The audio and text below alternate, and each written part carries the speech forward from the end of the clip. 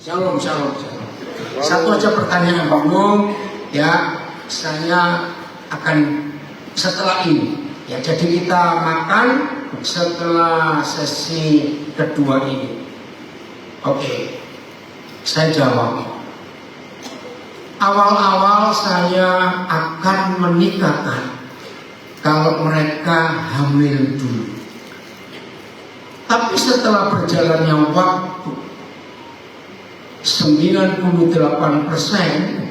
mereka yang menikah karena hamil dulu, ujungnya itu cerai. Nah, di situ saya mulai menyelidiki, kenapa cerai? Ya ternyata menikah karena hamil dulu itu pasti hawa nafsu, bukan cinta. Nah, di antara mereka ada yang bertanya, loh, ini maaf ya, bagaimana bisa bukan cinta tapi bisa punya anak? Saudara dengar,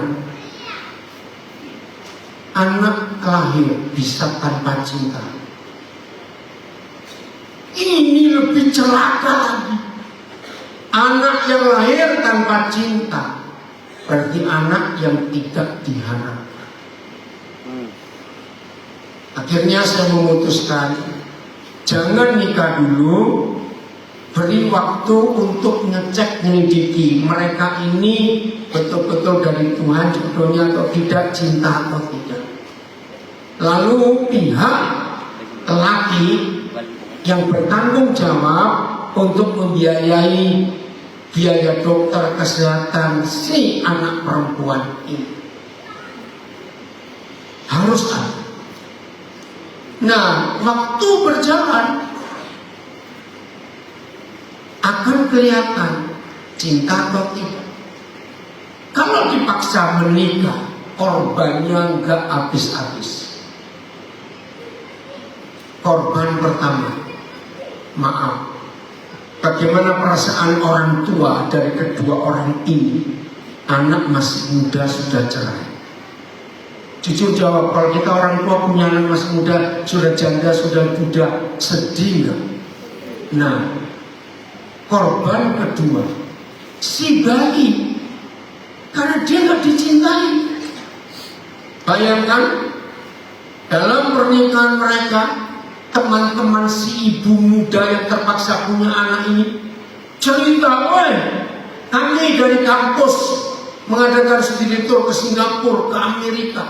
Kalau dia seorang karyawati di satu perusahaan, oh, tim kita dulu sekarang di training ke Hong Kong."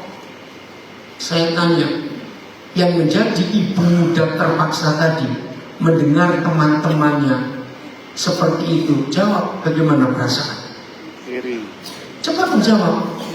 Sedih. Siapa pelampiasan kesedihan? Anak. Anak ini nggak salah. Tidak ada anak yang sebelum lahir buat proposal, tolong dong lahirkan saya. Seperti saya ngomong ini, maka itu sakit hati seorang anak yang paling menyakitkan. Kalau yang melahirkan dia yang menyakiti hati, sakit juga. Karena nggak minta untuk dilahirkan.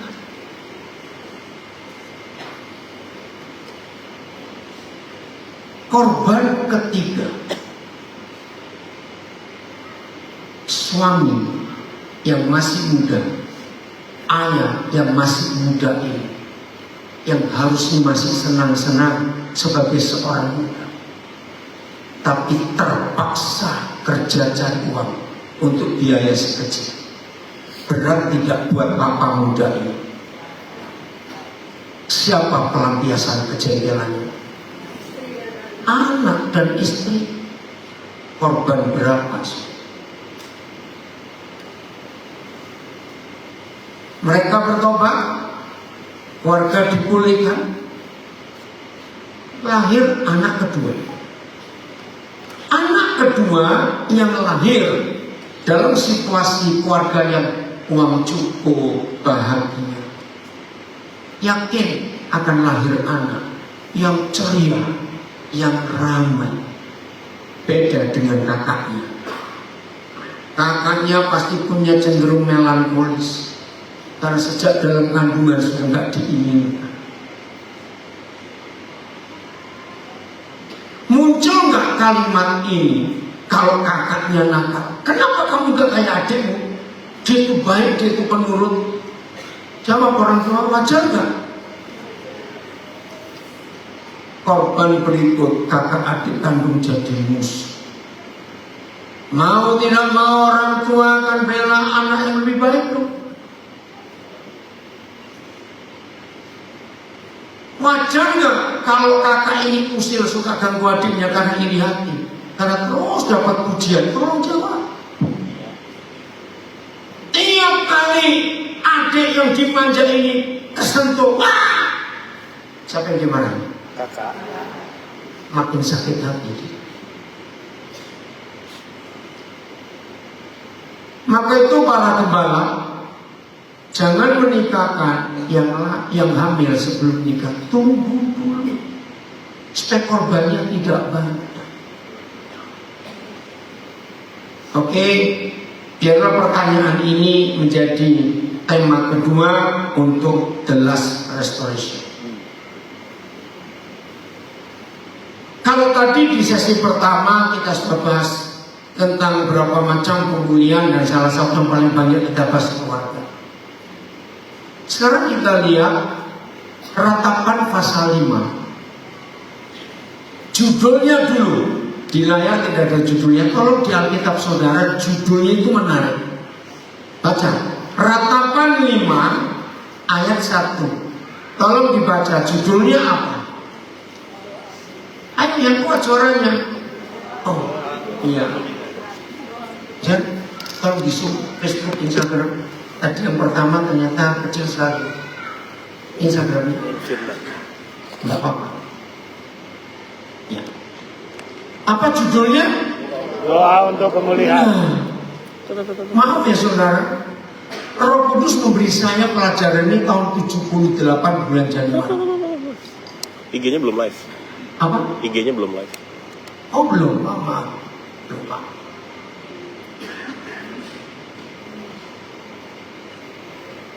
Di Zoom ya. Maaf IG baru saya lupa tadi om. Inilah satu-satunya tulisan di Alkitab sebagai judul perikop, doa untuk pemulihan. Ternyata yang dipulihkan itu anak-anak. Kenapa anak-anak? Karena anak-anak itu membentuk masyarakat. Betul? Anak-anak keluar rumah bentuk komunitas. Kumpulan komunitas jadi sebuah wilayah. Wilayah kumpul wilayah lain jadi negara. Negara dengan negara lain kumpul jadi dunia. Ini dia.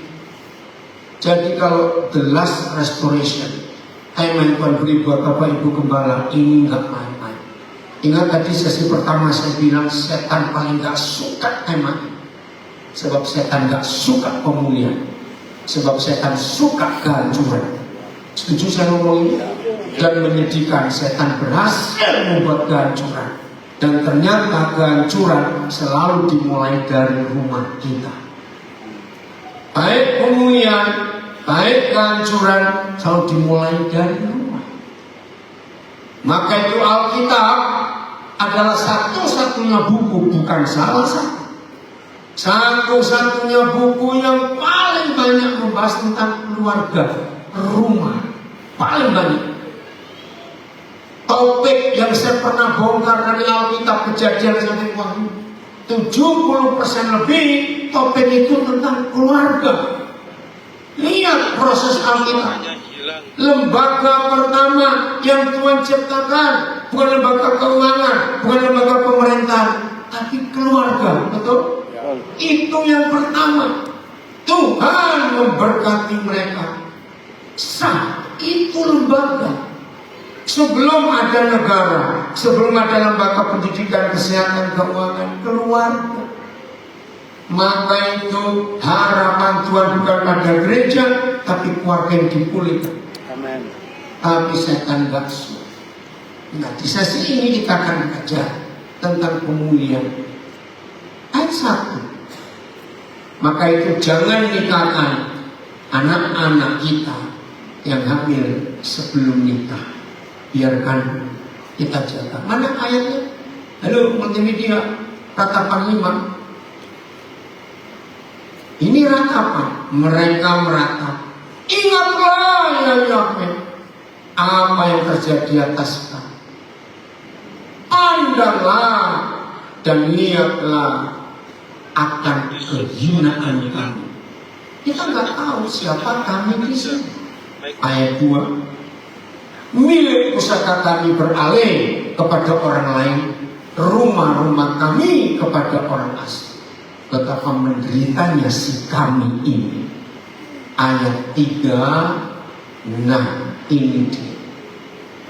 Kami baca, menjadi anak yatim tidak punya bapak, dan ibu kami seperti janda. Saya kaget. Fatherless, anak yang gak punya bapak. Tolong cari, kalau masih ada yang kenalan jualan koran ya, atau lihat di internet ada Kompas 9 Oktober. Itu headline halaman depan, menuliskan Indonesia adalah negara ketiga di dunia yang di Asia yang banyak anak nggak punya bapak. Setiap 1 dari 5 anak Indonesia pasti anak yatim, fatherless. Itu koran Kompas tanggal 9 Oktober 2025. Saya kaget, anak-anak saya memberitahu saya, karena mereka tahu pelayanan kami suami istri dan ngurus anak-anak ini. Yang mengagetkan saya kalimat ini, ibu kami seperti janda. Kenapa janda kok pakai seperti? Aneh bukan? Ya janda ya biar janda. Ternyata ada janda yang bukan janda. Janda itu kalau suami mereka sudah menikah, lalu suami meninggal atau cerai. Tapi ini nggak pernah menikah, tapi punya anak, tapi nggak ada bapaknya. Begitu telitinya Tuhan, ibu kami seperti janda.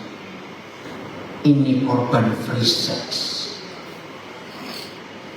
Izinkan saya di hadapan orang-orang Minahasa, orang-orang Sulawesi Utara, termasuk yang Sanyir, mengatakan, jangan bangga gereja gedungmu besar, alat musikmu bagus, lampu-lampumu mewah, LED-mu sempurna. Selama di tanah Injil ini masih ada anak-anak lahir memakai fam ibunya dan oma. Ngerti maksud saya? Tahun 74 sampai hari ini ternyata ini belum banyak berubah. Puji Tuhan tahun 90-an sudah berubah. Maaf ya, tolong yang tua-tua yang belum pernah ke Minahasa dengar. Hanya provinsi Sulawesi Utara ada anak laki-laki diberi nama Buang.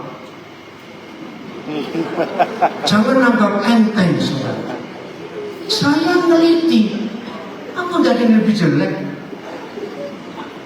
Maaf, ternyata itu hukuman dari opa-oma untuk anaknya yang melahirkan tanpa bapak. Puji Tuhan, sejak tahun 90 ke sini sudah tidak ada lagi orang nama Buang. Saya berkata betul atau salah? Ternyata itu betul-betul dibuang. Saya bilang gila betul tanah Injil memberi anak nama Buang. Nah, ketika saya cerita kepada beberapa pendeta yang bukan orang Minahasa, mereka itu kagum. Kode mau sampai seteliti itu, karena Bang Kode ikut sakit nih. Kenal orang siapa, buang siapa, buang. Sadis. Dan saya teliti, ternyata itu oma yang memberi nama, marah kepada anak perempuannya yang melakukan seks bebas. Dan disitulah lahir anak-anak, nggak punya fam bapaknya, ada fam tantenya. Aduh, menyedih. Kalau fam omnya dari pihak papa masih lumayan sama, ngerti ya? Tapi ini fam orang lain. Maka itu tolong gereja jangan bangga. Gereja di Minasa jangan merasa hebat. Kalau kekayaanmu luar biasa, tapi bahugel masih merajalela, bertobat dalam nama Yesus. Gereja gagal. Bahugel itu belum tahu bahwa hubungan gelap itu perselingkuhan. Jangan bangga gereja di tanah Injil. Kalau di Malenden, tahu Malenden? Hotel yang gratis. Maaf yang nggak tahu itu penjara.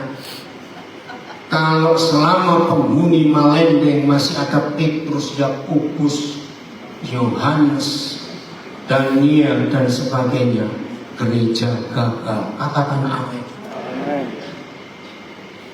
Saya berkata betul atau salah? Karena keluarga gagal.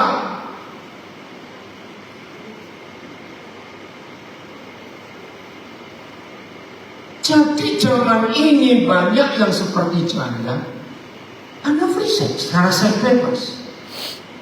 Saya cerita, saya pengamat sosial, saya selalu menyelidiki kasus-kasus di masyarakat. Perempuan ini, ya nggak bisa dibilang ibu, nggak bisa dibilang janda, karena tidak menikah.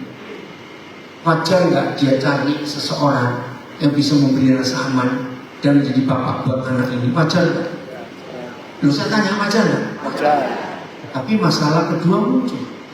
Maka itu kalau saya konseling, tolong ya rekan-rekan pendeta, jaga konseling yang mau menikah dengan janda, yang mau menikah dengan yang seperti janda, ataupun janda yang betul. Maaf, mudah atau susah buat seorang pria yang belum pernah menikah dan dia harus menerima anak yang bukan anak kandungnya. Susah. Wajar, kita nggak bisa salahkan laki-laki. Tapi terjadi pernikahan, belum lahir anak kandung laki-laki. Sayang pada anak yang dari seperti janda.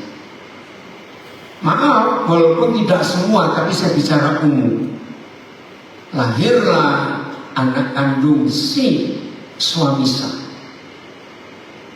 Jujur jawab, bisa nggak dia mencintai anak dari seperti janda ini sesayang anak kandungnya? Sulit. Masalah baru muncul. Setuju saya ngomong ini? Ributlah di rumah, terpaksa cerai. 2 anak, 1 mama, 2 bapak. Maaf ya orang Minasa, ada nggak mereka di antara tetangga-tetangga dan keluarga kita? Maaf, ini perlu dipulihkan, direstorasi. Kalau tidak, anak-anak ini jadi hama dan jadi bencana di masyarakat. Mereka pasti jadi pengganggu. 76% anak-anak dalam penjara itu pasti korban kenakalan orang tua. Katakan amin, kok sangat murah.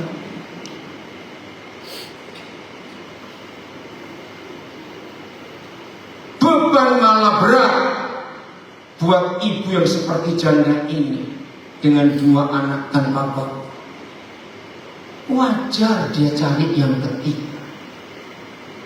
Maaf, ternyata di sekitar kita banyak laki-laki bajingan. Maaf sahabat, ketemulah yang awalnya baik, Menikahlah orang ini dengan 2 anak tadi. Lahir anak ketiga. Jadi nanti pertanyaan tadi, jangan dinikahkan kalau karena free sex. Tunggu. Ayat 3. Cepat ratapan 5 ayat karena waktunya. Ayat 3 atau 4? 3. Oh, ayat 4 sekarang. Masih ratapan. Air kami minum dengan membayar. Bayangkan anak-anak fatherless ini, anak-anak yatim ini, minum saja banyak. Padahal minum itu kan hari-hari. Kami mendapat kayu. Zaman dulu kayu itu untuk masak, untuk makan, untuk hidup. Kayu pun tidak gratis. Ayat 5. Kami dikejar dekat-dekat. Kalau istilah sekarang yang ngejar siapa? Satpol PP. Kalau anak ini ada di pasar, buat kerusuhan enggak? Karena di rumah nggak ada tempat buat mereka. Di pelabuhan buat masalah, di jalanan buat masalah. Kami lelah. Ini loh jeritan mereka. Maka itu gereja yang ribut dengan gereja sebelah karena jemaatnya pindah, biarin yang mau pindah, urus anak-anak ini. Salah satu penyebab saya takut ke pasar Karobasa. Kalau malam saya lihat mereka tidur sembarangan. Betul ke salah kalimat? Pasar Karobasa nggak jauh dari kita ini. Tolonglah mereka. Apalagi yang punya rumah besar, daripada ruang tamu cuma diisi sofa yang gede itu. Saya kira orang pindah saya itu heran. Apa ini orang tamu itu? Setuju nggak saya ngomong ini? Sofanya gede orang pindah saya. Betul atau salah saya ngomong? Sampai mau lewat aja susah. Maaf. Ya gak apa-apa, itu uang saudara, saya cuma ngomong. Lebih baik rumah besar saudara diisi anak-anak ini. Bagi kami baca cepat. Kami lelah, bagi kami tidak ada istirahat. Dalam dunia zaman industri, pabrik-pabrik banyak mempekerjakan pekerja anak-anak karena bayarannya murah. Kasihan mereka. Betul? Makan saja susah, minum aja susah. Kenapa? Kami mengulurkan tangan kepada Mesir, dunia, dan kepada Asyur. Asyur itu bangsa dewanya Molok, penyembah bayi-bayi korbannya. Ini aborsi. Untuk menjadi kenyang dengan roti. Inilah anak-anak yang kita bolehkan ada di sekitar kita. Karena Yesus nggak akan datang kalau mereka ini nggak dibolehkan. Hanya untuk bisa kenyang dengan roti, mereka menderita. Ayat 7. Ini loh kurang ajar. Tolong ya. Ayo, di semua gereja pasti ada istilah ibadat kaum pria. Masing-masing nama beda-beda di semua gereja. Tolong. Kalau ada di antara kita baik anggota jemaat maupun saudara, famili, keluarga, tetangga, teman yang bapak-bapaknya sekurang ajar ini, didik mereka untuk bertobat. Bapak-bapak kami ngapain? Lu cepat baca. Bilang, di sini nggak ada. Kenapa? Yang di sana ada saya. Makasih TV. Oke, baca di Alkitab saudara. 1. Bapak-bapak kami ngapain?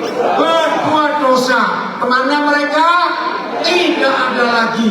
Dan ini kurang ajar betul. Kami yang menanggung kebejatan mereka. Durjana. Durjana itu bahasa Melayu. Durjana itu penjahatnya penjahat. Tolong pria-pria jaga diri kita. Jangan asal kawin, asal beranak saja. Kayak babi dan anjing. Bertobat. Lahir anak-anak yang seperti itu.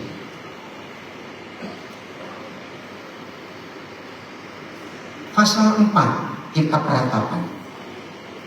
Ternyata pasal 4 dan pasal 5 ini satu paket. Saya tidak tahu kenapa Yeremia, nabi yang penuh air mata ini, bisa meratap dan menulis seperti ini. Yeremia itu ada kira-kira 700 tahun sebelum Yesus, kira-kira. Mana Ratapan 4 ayat 1? Meratap. Sungguh pudar emas itu. Baca. Emas murni itu berubah. Batu-batu suci itu terbuang di pojok tiap jalan. Masih ingat surat Petrus pasal 1 pasal 2? Kita ini sebagai batu-batu yang hidup, masih ingat? Dan disusun menjadi rumah rohani buat Tuhan.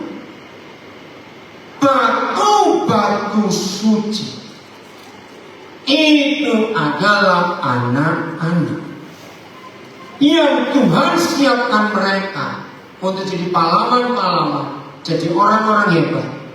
Tapi karena keluarga hancur, yang serupa emas berubah jadi, belum ayat 3 nanti ya, berubahnya seperti apa.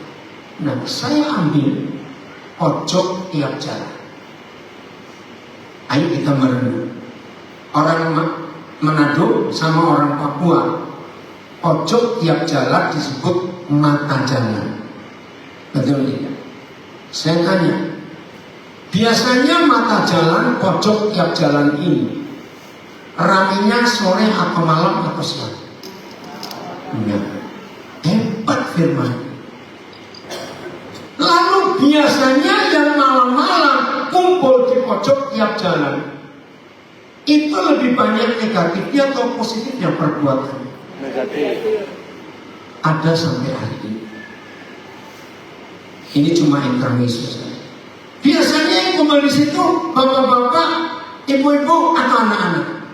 Anak-anak. Iya, kalau bapak-bapak kurang ajar itu pulang ke rumah, jangan tinggal di pojok tiap jalan. Setuju? Setuju. Anak-anak. Dan setan ada di situ. Betul? Ayat 2. Anak-anak Sion, batu-batu suci, emas tua. Anak-anak Sion yang berharga, yang setimbang senilai dengan emas tua. Sungguh, baca, mereka dianggap belanga-belanga tanah buatan tangan tukang periuk. Banyak nilai emas berubah jadi pecahan belanga. Kontras sekali hidup yang hancur karena mereka nggak punya rumah, sebab rumah mereka jadi neraka. Yang menciptakan neraka adalah dua orang yang melahirkan mereka. Betul atau salah kalimat? Ayat 3.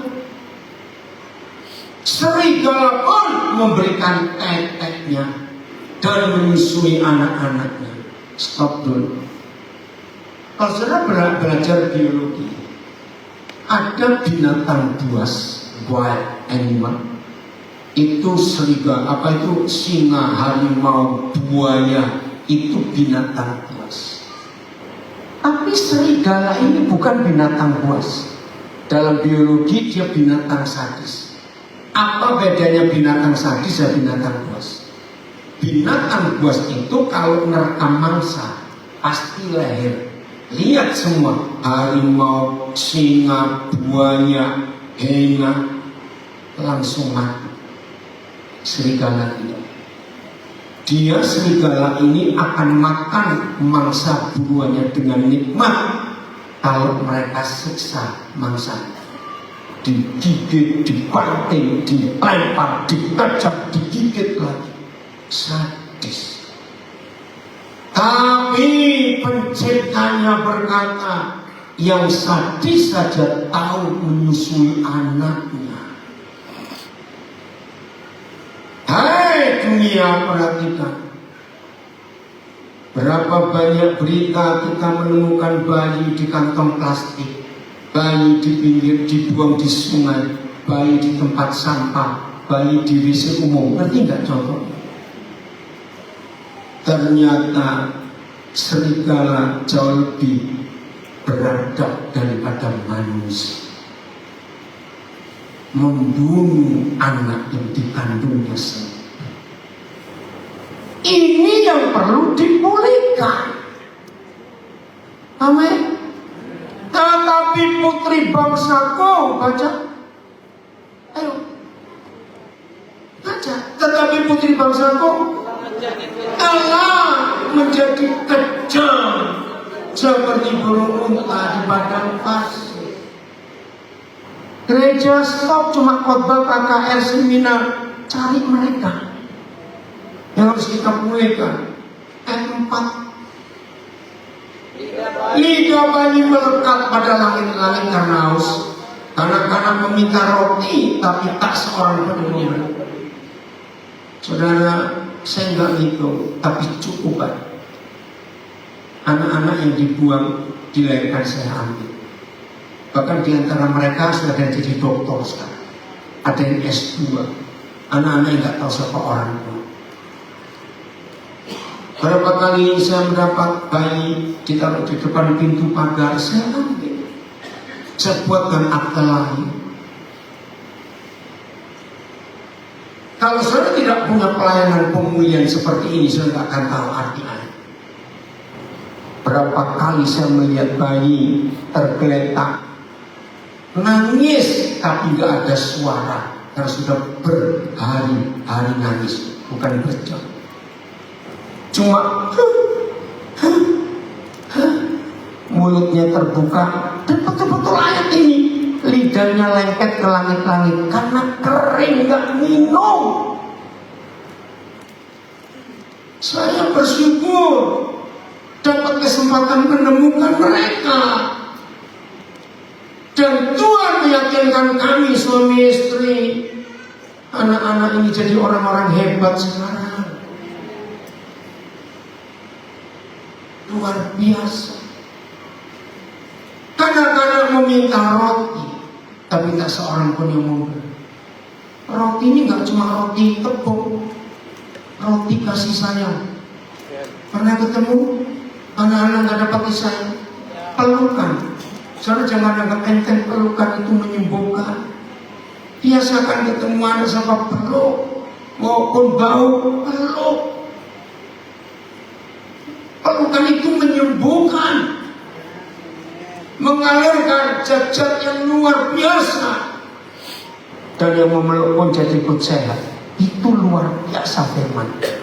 Ayat 5. Yang biasa makan yang sedap-sedap mati belum, itu bahasa Melayu, mati habis di jalan-jalan. Yang biasa ya duduk di atas bantal Tirmizi, itu bantal raja-raja, terbaring di timbunan sampah banyak. Saya tanya, ada nggak anak-anak seperti ini di sekitar kita? Jawab, ada. Maka itu orang-orang kaya, jangan pelit, pakai uang fasilitas dari untuk menolong anak-anak. Maaf, saya cuma cerita. Gara-gara firman yang saya dapat tahun 78 bulan Januari, oleh kemurahan Tuhan beri saya kemampuan untuk bisa beli banyak rumah di banyak tempat di Indonesia. Enggak saya sewakan, enggak saya kontrakan. Saya tempatkan beberapa orang kepercayaan saya, anak saya, rawat orang-orang yang lulusan penjara, kumpul. Yang enggak diterima, anak-anak terbuang, kumpul. Karena itu yang Tuhan kerjakan. Maka terima kasih Pak Gembala memberi tema The Last Restoration. Maaf, ini makanan saya ya. Ayat 6. Ador jangan putri bangsaku melebihi dosa Sodom yang sekejap mata dibongkar bangkir tanpa ada tangan yang memukul. Ayat 7. Pemimpin-pemimpin lebih bersih dari salju. Kenapa? Ya gak pernah turun ke kotoran. Hanya sibuk di tahta-tahta emas mereka. Dan lebih putih dari susu. Tubuh mereka lebih merah daripada merjan. Pakai sehat segar seperti batu nilam rupa mereka. Bukan ini pemimpin yang Tuhan cari di akhir zaman. Pemimpin yang mau turun ke selokan, ke tempat sampah, ke tempat yang kotor, cari orang-orang itu. Ayat 8. Sekarang, nah ini akhirnya hukuman terjadi. Para pemimpin dihukum. Rupa mereka lebih hitam daripada jelaga. Jelaga itu angus pantat panci yang dipakai untuk masak pakai kayu. Kalau dulu kita sering lihat jelaga. Mereka tidak dikenal di jalan-jalan. Padahal tadi kulit mereka berkerut pada tulang-tulangnya, mengering seperti emaknya anak, mengering seperti kayu. Ayat 9. Iya, lebih banyak mereka yang gugur karena pedang daripada mereka yang tewas karena lapar. Ada enggak orang-orang di sekitar kita yang merana mati sebab tidak ada hasil ladang? Ayat 9 cepat. Ini terjadi, saudara. Mungkin saudara kaget, masa sih? Ayat 10. Dengan tangan sendiri wanita yang lemah lembut. Secara logika mungkin enggak? Enggak ada wanita ibu segila itu. Tapi saya buktikan. Pernah dengar ada ibu-ibu jual anak gadisnya untuk makan ke om-om? Zaman sekarang lebih gila. Anak laki pun bisa dijual jadi pelacur. Orang ajar setan. Jadi terbukti di zaman ini ada mama-mama yang melahirkan anaknya, makan daging anaknya direbus. Bukan fakta, tapi secara keadaan karena kemiskinan ekonomi. Lihat istilah TPPO, jual anak ke Kamboja untuk dapat uang, ngeri saudara. Ini terjadi mama-mama itu. Untuk makanan mereka. Tatkala runtuh putri bangsa. Jadi the last restoration adalah anak-anak ini. Malaikat 4:16. Malaikat 4 ayat 16.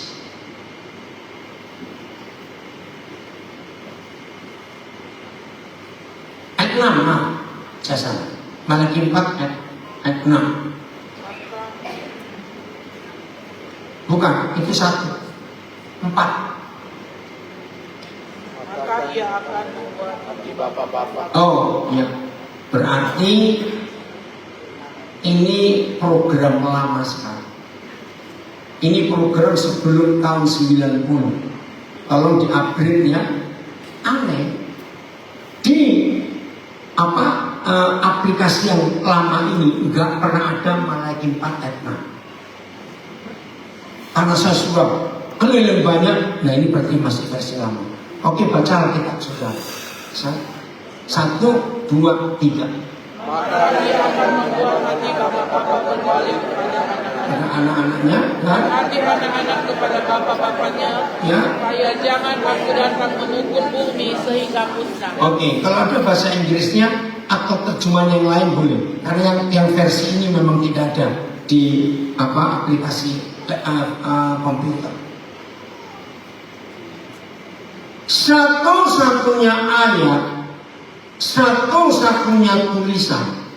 Jadi satu-satunya ayat dan satu-satunya tulisan di dunia ini yang memberitahu manusia kapan dunia ini bisa musnah, bukan hancur. Tahu bedanya musnah dengan hancur? Mana yang lebih fatal? Musnah. Kalau hancur masih ada remah-remahnya, ini musnah. Jadi bumi pasti musnah, bukan karena tsunami, gempa bumi 10, sekian SR, bukan karena gunung meletus, bukan karena AIDS, bukan karena corona, perang nuklir, bukan. Inilah satu-satunya tulisan yang memberitahu manusia bumi musnah hanya karena hal sepele. Ketika para ayah menyakiti hati anak-anaknya. Saya dapat rahasia ini September 84 waktu saya di Salatiga. Semudah itu bumi musnah, bukan karena penyakit, perang, gempa bumi, hanya karena setan melukai hati anak-anak karena papanya dibuat kerja. Nah, dari awal tadi saya bicara, saudara menemukan fakta bahwa begitu banyak ayah menyakiti hati anak. Gereja gagal, tidak memulihkan, tidak merestorasi. Maka itu Pak Gembala memberi tema The Last Restoration. Ini tema yang luar biasa. Saya ulangi, setan pun gak suka tema ini, karena memang setan maunya kehancuran dan kerusakan. Dan ternyata bumi musnah bukan lewat kantor presiden, bukan lewat kantor-kantor kementerian. Bumi musnah dimulai dari keluarga. Ngeri gak sih? Dan saya tanya, tolong jawab, setan berhasil? Ngeri. Setelah Maleaki menutup nubuatan ini, dia meninggal. Dan dalam sejarah Israel, sampai 400 tahun kemudian, Tuhan baru kembali lagi ke Israel lewat Gabriel mengunjungi, menemui imam besar Zakaria yang hari itu bertugas di Bait Suci. Gabriel datang menyampaikan berita. Jadi orang Israel punya hitungan waktu. Maleaki meninggal tahun sekian. Mereka tunggu, nggak ada nabi yang datang. Yahweh Tuhan mereka tidak pernah muncul lagi.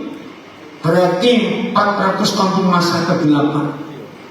Mereka menunggu, tidak ada yang datang. Ketika imam besar Zakaria melakukan tugas, Gabriel datang. Nah, sekarang buka Lukas 1:17. Bayangkan saudara, ini restorasi. Jadi perjanjian baru tidak dimulai dari Injil Matius. Kronologis perjanjian baru dimulai Injil Lukas. Karena firman yang datang setelah 400 tahun adalah firman yang sama. Nah, kalau saudara yang di Alkitab, termasuk yang di rumah, buka Maleaki 4 ayat 6. Tapi kita akan membandingkan dengan Lukas 1:17. Dampaknya luar biasa. Oke. Dan ia akan berjalan mendahului Yahweh dalam roh kuasa Elia. Sama tidak dengan Maleaki? Jawab dong, sama tidak? Loh, saya tanya, di Maleaki sore itu sama atau tidak? Jawab. Oke. Untuk membuat hati bapak-bapak berbalik kepada anak-anaknya, sama atau tidak? Sama. Tapi kalimat yang berikut beda. Dan mengembalikan hati orang-orang durhaka. Wah, ini luar biasa. Saudara, Alkitab ini sangat teliti. Saya tanya, semua anak, nggak ada yang memberitahu tapi firman ada di dalam. Waktu kita masih kecil, mama pernah salah pada kita, bukan? Papa pernah salah juga. Dengar pertanyaannya, ada ayatnya tanya. Anak-anak lebih cepat memaafkan mamanya atau papanya? Ini yang luar biasa. Jadi di hati semua anak di dunia, mau bangsa apa saja, anak-anak itu punya konsep, mama silakan salah kami terima, tapi jangan papa yang buat salah. Wih, saya kaget. Nah, saya cari ayatnya. Maaf ya saudara, ini salah satu cara papa ngajar saya. Kasus apa saja yang saya temui di masyarakat, kasus apa saja yang saya temui dalam kehidupan sehari-hari, Roh Kudus meyakinkan Daniel ada ayat. Oke, saya baca dulu Lukas. Begitu pelayanan Elia yang merestorasi gereja supaya dunia tidak musnah, maka bapak-bapak bertobat mengasihi anak-anaknya, dan anak-anak yang disakiti bapak itu jadi durhaka, jadi pemberontak, jadi penjahat, maka mereka berubah kepada pikiran. Lu baca orang-orang benar. Nah, ini di Maleakhi tidak ada. Tetap buka di Maleakhi Alkitab saudara. Dengan Demikian janganlah. Saya tahu itu demikian, bukan itu yang saya tanya.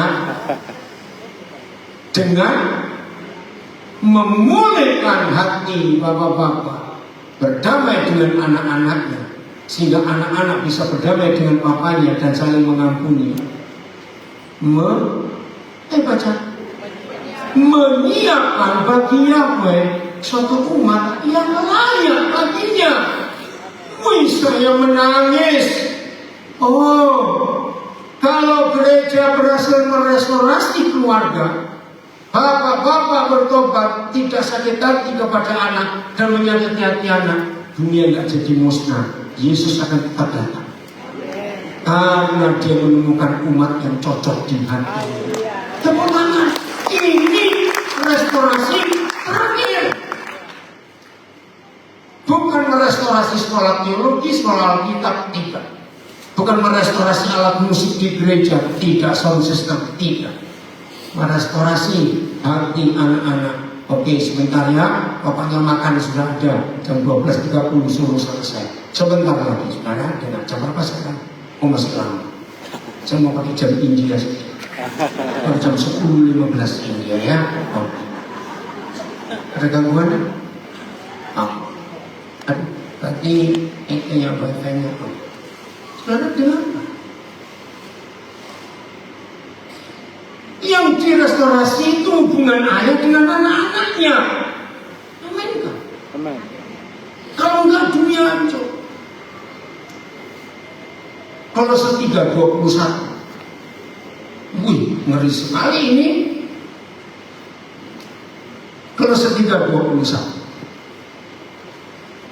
Siapa? Nah, ini. Hai bapak-bapak, janganlah sakiti hati anakmu supaya, nah terjemahnya salah, bukan cuma tawar hati, jadi pemberontak. Cari berapa terjemahan yang beda. Anak-anak yang disakiti bapaknya itu jadi pemberontak. Maka itu kenapa sejak kecil kita mudah memaafkan mama, tapi jangan papa yang salah. Ketemu ayatnya 1 Tesalonika 2. Cepat. Ayat yang ke-10. 1 Tesalonika 2 ayat yang ke-10. Jangan berusaha untuk selesai 15 menit. Kamu adalah saksi. Demikian juga Tuhan betapa saleh, adil, dan tak bercacatnya kami berlaku di antara kamu yang percaya. Siapa kami di sini? Ayat 11. Ayo cepat. Kamu tahu betapa kami seperti bapak terhadap anak-anak. Kembali ke ayat 10 dulu. Ayat 10 surga mencatat ada 3 fungsi papa. Ada 6 ya, kalau saya sempat saya akan selesaikan. 1, papa itu aja saleh. Apa itu saleh? Hidup takut akan Tuhan. Anak-anak nggak perlu dibentak-bentak, dihukum kalau nggak ke gereja ke malam minggu, nggak doa. Bapaknya aja lakukan dulu. Oh nggak ada yang amin. Nanti anak-anak pasti ikut. Betul? Anak-anak itu cuma perlu contoh. Betul? Juga mama. Anak-anak jawab ya, kalau anak-anak semua. Anak-anak suka nggak mama cerewet? Jawab, anak-anak suka mama cerewet? Suaminya pun nggak suka. Oh nggak amin ya. Berarti suami takut istri. Jangan banyak ngomong untuk anak-anak. Beri contoh. 2, papa harus apa? Adil. Salah satu yang menyakiti hati anak dari papanya, kalau papanya pilih kasih, lebih sayang anak nomor 2, lebih sayang anak nomor 3, itu anak yang lain sakit hati. Nah, yang ketiga ini tak bercacat. Ayat ini buat saya sadar, jadi papa itu nggak gampang. Jadi di mata anak-anak, mama silakan salah, kami terima, tapi jangan pak. Ini firman.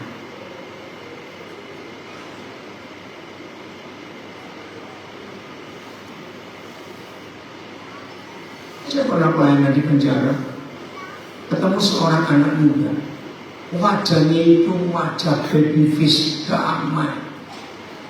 Jadi saya tanya kepada pemimpinnya, kalau lihat penampilannya nggak salah, itu anak betul. Ceritanya begini, dia membunuh ayahnya tanpa sengaja, tapi secara hukum dia salah. Begini, papanya ini seorang Hitler, diktator yang kejam, tidak pernah merasa salah, tetap di rumah tapi mencelakakan anak-anak masih kecil sebelum SMP. Makan selalu bersama, tidak boleh tidak. Doa bersama karena keluarga Kristen. Suatu hari anak ini numpahkan, waktu makan bersama, numpahkan gelas minum. Wih, bapaknya berdiri. Kamu gak kasihan mamamu karena kamu ceroboh, kamu gak teliti, sehingga minuman tumpah, meja jadi kotor. Ya memang salah. Ya dia diam. Ya bereskan, anak ini bereskan. Ibunya bilang sudah ada apa. Berapa waktu kemudian gak diceritakan, peristiwa yang sama terjadi di tempat yang sama, yaitu meja makan. Tapi si bapak yang menumpahkan gelas, otomatis gak anak ini bereaksi?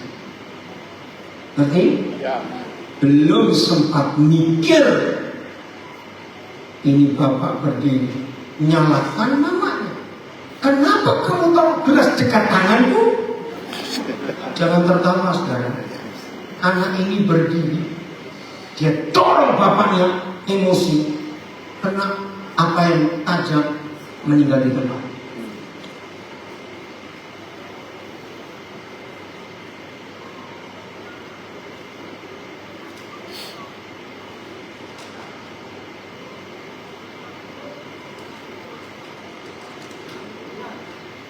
Saya ingin mewakili dia. Nak, kamu depan, biar papa saja yang masuk. Ini kisah nyata. Jabatnya seorang ayah yang tidak mengakui kesalahannya.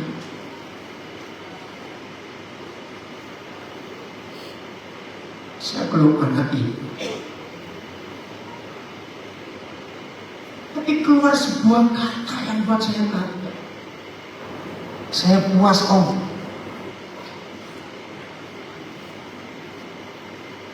Di situ saya bisa merasakan dendamnya cukup lama. Betul? dan terbatas. Papa, hati-hati. Jangan melukai hati anak. Katakan amin. Kalau ada papa seperti itu hari ini, ayo restorasi. Datangi anak, minta maaf, papa salah. Nggak apa-apa. Jangan merasa direndahkan.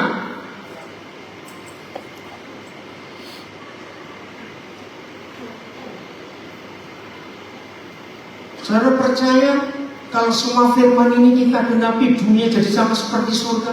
Tidak ada kejahatan di luar sana. Anak-anak bahagia di rumah.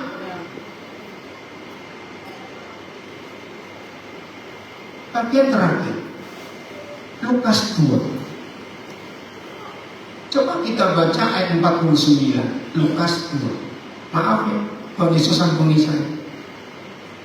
Di sini kita melihat kurang ajarnya Tuhan Yesus. Seorang anak remaja umur 12 tahun. 3 hari dicari bapak mamanya, lalu ketemu. Jawabnya begini. Jawab Yesus kepada mereka. Baca. Tolong stop. Intonasi. Jangan baca asal. Intonasi Tuhan Yesus. Mengapa kamu mencari aku? Loh, orang aja nggak kalimat ini? Loh, tolong jawab.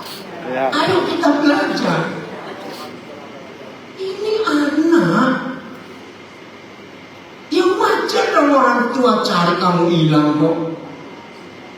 Belum selesai. Baca. Tidakkah kamu tahu bahwa aku harus berada dalam rumah Bapak? Makin kurang ajar, maaf.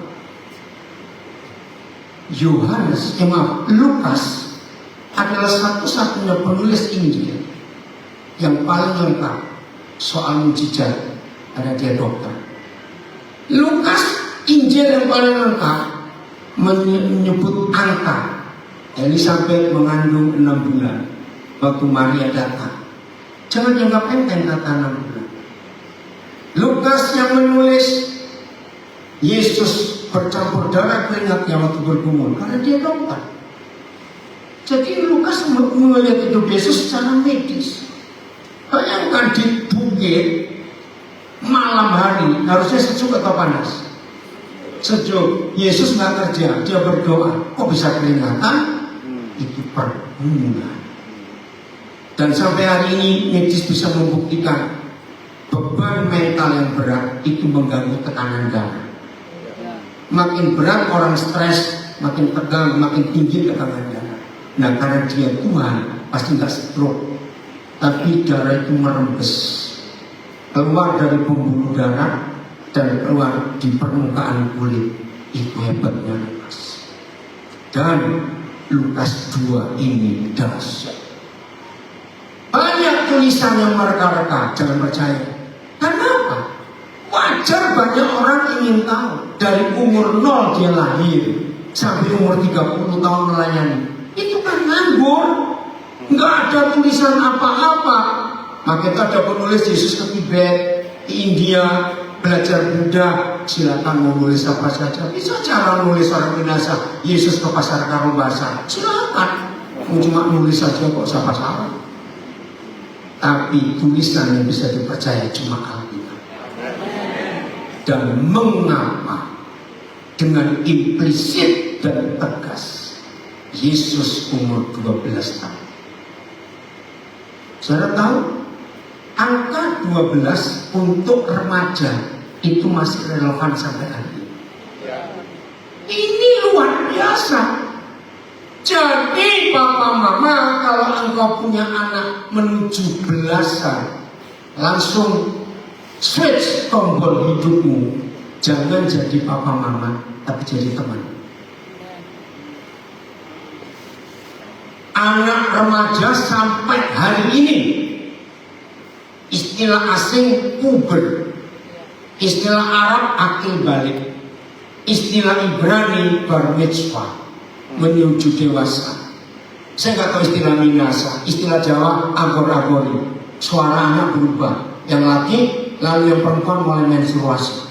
Saudara tahu, psikologi menulis anak-anak umur 12 tahun sekitar itu, mereka itu seperti gunung berapi mau meletus. Sebab gejolak jiwanya, hormon seksualnya, hormon kewanitaan, hormon kepriaan, produksinya meledak-ledak. Mereka sendiri bingung dengan dirinya. Setuju? Maka itu Alkitab, saudara, sehebat itu. Kenapa tegas umur 12 tahun Yesus bermasalah dengan orang tuanya? Wih, seru ini. Izinkan saya menyelesaikan supaya enggak nanggung, karena kalau enggak jadi nanggung. Saya bersyukur, saya mengajarkan bukan karena buku ini, buku teologi itu, doktrin itu, karena Roh Kudus yang mengajar. Maka itu maaf ya saya ngomong, jangan mikir macam-macam. Kalau saudara dengar apa yang saya sampaikan, maaf, enggak pernah saudara temukan di buku yang lain. Ini langsung dari Roh Kudus. Saya bersyukur. Pak Jenny gak usah rendah diri. Saya juga gak pernah sekolah teologi, Pak Jenny. Jadi kita teman saudara. Serius, saya gak pernah. 4 kali saya coba, gagal semuanya. Sudah saya gak mau kelima kali untuk masuk sekolah. Kita sekolah teologi. Ayat 48. Dan ketika orang tuanya melihat dia, oke, stop dulu. Kata tercengang itu menunjuk apa? Kaget-kaget. Apa yang buat mereka kaget? Sebab selama 12 tahun anaknya tinggal serumah, nggak pernah tahu kalau anaknya sehebat ini. Ngerti nggak maksud saya? Berarti orang tua ini orang tua yang baik tidak? Tidak. Karena tidak tahu apa kelebihan anaknya. Tercenganglah mereka, lalu kata ibunya kepadanya. Nah, tolong ibu-ibu baca pakai intonasi dan emosi.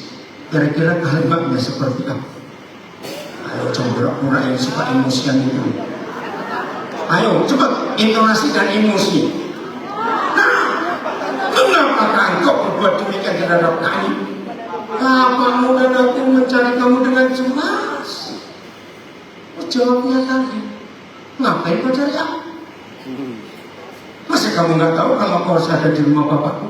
Nah, di sini saya kagum pada Yusuf. Untung Yusuf itu bukan sumbu pendek. Ngerti nggak maksudnya? Kalau sumbu pendek, ya aku apamu? Ini kalau rumah bapakmu yang mana lagi? Lu ngerti nggak maksudnya? Luar biasa Yusuf itu, saudara. Ayat 41. Cepat 41. Baca kalimat pertama. Stop. Apa kata lain tiap tahun? Rutinitas. Hai gembala-gembala pengkhotbah majelis orang tua, anak zaman sekarang, generasi saya sekarang ini, ya kan? Paling tidak suka rutinitas. Maka itu agama jadi jauh dengan anak-anak muda. Karena agama itu rutinitas. Tiap tahun orang tua Yesus pergi ke Yerusalem pada hari Paskah. Ayat 2 cepat. Ketika Yesus berumur 12 tahun, pergilah mereka ke Yerusalem seperti lazim, itu bahasa Arab. Bahasa Indonesia rutin. Nah, ini gak suka anak remaja ini. Entah dari umur berapa, kira-kira umur 9 ya kalau saya nebak. Gini loh hidup Yesus di rumah orang tuanya. Dia itu jago main pingpong, tapi gak ketemu lawan. Ayo main pingpong gak ketemu lawan, capek nggak? Bosan ini anak. Nah, setelah tiap tahun diajak ke orang tuanya ke Yerusalem, ternyata dia menemukan lawan main pingpongnya itu imam-imam ahli Taurat. Ngerti nggak? Ya. Nah, buku mana bisa menjelaskan? Nggak ada. Ini Roh Kudus. Jadi umur 9, Oh, ini yang aku cari. Umur 10 mulai ngatur strategi. Kapan aku bisa sengaja tertinggal di Yerusalem. Umur 11 matang rencananya. Umur 12 eksekusi. Pulanglah sendiri. Aku akan ada di sini. Karena ini yang aku cari sejak umur segitu. Apa mama? Anakmu akan hilang di rumahmu sendiri. Ketika kita nggak tahu kapasitas dan fasilitas hidup anak ini apa yang dari kita. Katakan amin. Anak kita hilang. Yesus hilang. Ayat 43. Nah ini mulai celaka. Sehabis hari-hari perayaan itu, ketika mereka berjalan pulang, nah tambahkan 3 huruf tertinggal Yesus di Yerusalem tanpa diketahui orang tuanya. Setuju nggak saya katakan tertinggal? Namun dia tinggal, nggak mau ikut pulang. Pertanyaan ayat 43. Sesalah-salahnya anak sampai hilang, tetap yang salah orang tua anaknya. Puji Tuhan kita bertobat. Ini restorasi dalam keluarga. Tepuk tangan. Kita bertobat untuk mengawasi anak kita. Ayat 44 cepat sebelum saya di timer habis. Nah mulai celaka pelan-pelan. Karena papa mama bahwa Yesus ada di antara orang-orang seperjalanan mereka. Ada 2 kesalahan fatal di ayat ini bagi papa mama. 1, asumsi. Rusaknya suami istri ketika asumsi muncul. Jangan-jangan kira-kira iya kalau itu setan. Saya yakinkan saudara, asumsi itu 98% lebih tidak terbukti dan tidak terjadi. Ya, betul. Tapi setan membuat itu nyata. Kurang ajar. Papa mama, kalau anak kita umur segitu nggak pulang, harusnya positif. Oh mungkin di rumah tantenya, di rumah temannya. Oh mungkin diajak ke mall beli HP. Kenapa nggak mikir positif? Jangan-jangan diculik. Kenapa ini mikir begitu? Setuju? Asumsi. Ingat suami istri yang suka curiga. Asumsi lagi. Maaf, jangan marah. Biasanya suami atau istri yang lebih gampang curiga. Jujur diberkati Tuhan. Para istri jangan jadi detektif swasta. Suami baru keluar 10 menit Sherlock. 10 menit kedua video call. Belum ada loh istri seperti itu. Capek. Nah saya sarankan pulang dari ibadah ini ke toko elektronik, beli CCTV pasang di kepala suaminya. Setuju? Daripada diikuti terus. Yang diikuti capek, yang diikuti juga capek tahu. Setuju para suami? Setuju. Asumsi curiga itu dari setan. Lanjut, mana ayatnya jadi tutup dulu. Ntar keluarnya lama lagi, buang lagi sekali detik. Nah, yang tahu. Kedua kesalahannya, mereka lepas tanggung jawab. Harusnya anak-anak dalam tanggung jawab siapa? Orang tua. Tapi mereka anggap, oh ikut om ini kali, oh ikut om tante itu kali. Mereka menyerahkan tanggung jawab anak penjagaan kepada teman seperjalanan. Sudah salah. Ketiga, berjalanlah mereka sehari perjalanan jauhnya. Lalu mereka mencari Yesus. Nah, sudah salah lagi. Oh, mungkin di rumah keluarga ini, orang keluarga itu, atau kenalan. Salah nggak orang tua seperti ini? Bertobat. Ayat 45. Ayo. 45. Karena mereka Tidak menemukan dia. ya tidak, saya nggak bisa baca. Ya, karena mereka tidak menemukan dia, wajar. Semua kita kalau pernah kehilangan barang langsung mikir tempat terakhir di mana? Ya. Iya atau tidak? Ya. Dan ini terjadi. Kembalilah mereka ke Yerusalem sambil terus mencari dia. Nggak usah dibaca lagi. Sekarang inilah Alkitab. Sejujur ini sehebatnya. Alkitab itu bisa dipakai nggak cuma untuk urusan surga neraka, tapi dalam hidup sehari. Maaf ya, saya bukan sombong tidak. Ya paling Tuhan minta saya mengajar, baik saya bingung stopnya di mana. Yang dengar pun masih sanggup kalau saya terus. Tapi nggak bisa nanti malam ada, gedung mau dibersihkan, makanan sudah dingin. Jadi harus selesai sekarang. Nah jujur lo kalau semua berdiri pulang dari itu. Ya ketahuan. Enggak. Siap direstorasi? Keluarga kita, suami istri, hidup dalam damai. Suami istri rajin bertengkar bertobat.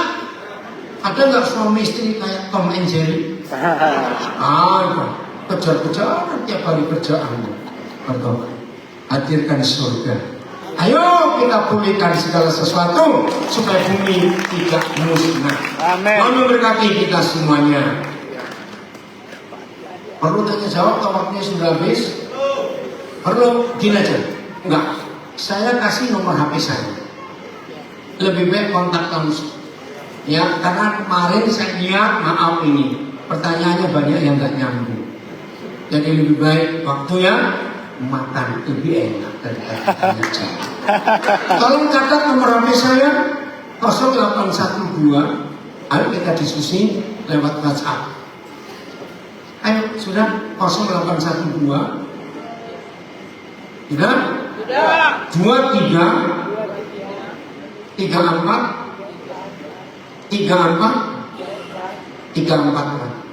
Saya dapat nomor cantik ini dari salah satu anak saya yang memang punya counter jualan SIM card. Ini berapa tahun yang lalu Pak? Saya kasih nomor bodoh. Nomor bodoh? Biasanya nomor cantik.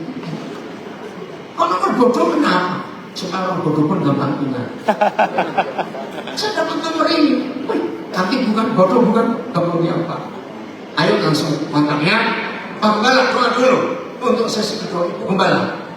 Ya Ibu Gembala dong doa, Ibu Gembala doa untuk kita semua. Apa Ibu Gembala yang doa?